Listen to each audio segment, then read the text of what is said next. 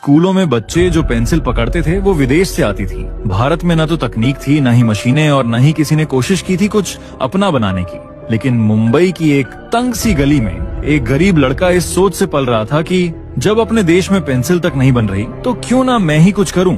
उस लड़के का नाम था भी जे सांघवी। पैसे इतने नहीं थे कि रोज स्कूल में नई पेंसिल खरीदी जा सके, लेकिन उसी तंगी ने उसके अंदर वो आग भरी जिसने आगे चलकर पूरे देश को अपनी पहचान दी। वो अकेला नहीं था, उसके दो दोस्त और थे जिन्होंने उसकी सोच को अपनाया। तीनों ने मिलकर ये तय किया कि इंडिया में ही पेंसिल बनाएंगे। लेकिन मुश्किलें सामने खड़ी थी। भारत में पेंसिल बनाने की एक भी मशीन नहीं थी। लेकिन सांघवी जर्मनी चला गया। क्यों? क्योंकि वहाँ दुनिया की सबसे बेहतरीन पेंसिल बनती थी। उसने वहाँ हर एक मशीन को देखा, समझा कौन सा ग्रेफाइट अच्छा होता है, किस लकड़ी से पेंसिल मजबूत बनती है। हर एक चीज सीखी और सब कुछ सीखकर भारत वापस आया। लेकिन अब सवाल था, मशीनें कहाँ से लाए? तो उसने वो भी खुद बनाने की ठानी। स्थानीय बढ़ई मिस्त्री और पुराने सामानों से एक एक मशीन खुद बनाई।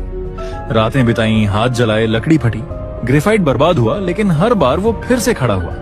फिर एक दिन कम लागत में ऐसी क्वालिटी की पेंसिल बना दी जो विदेशी ब्रांड से भी बेहतर थी।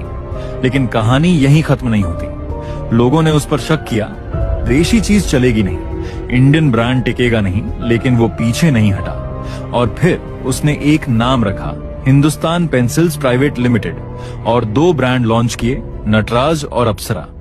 शुरुआत में किसी ने नहीं खरीदा, लेकिन धीरे धीरे बच्चों के हाथों में विदेशी ब्रांड की जगह नटराज की लाल पेंसिल और अप्सरा की चमकदार पेंसिल दिखने लगी। आज वही कंपनी 50 से भी ज्यादा देशों में अपने प्रोडक्ट्स बेचती है। लेकिन बहुत कम लोग जानते हैं कि ये कहानी एक गरीब लड़के की हिम्मत, जुनून और जिद से शुरू हुई थी। इसलिए याद रखना, अगर तुम्हारे अंदर सीखने की भूख है और न हारने की हिम्मत, तो तुम्हारा नाम भी एक दिन किसी ब्रांड के पीछे लिखा होगा।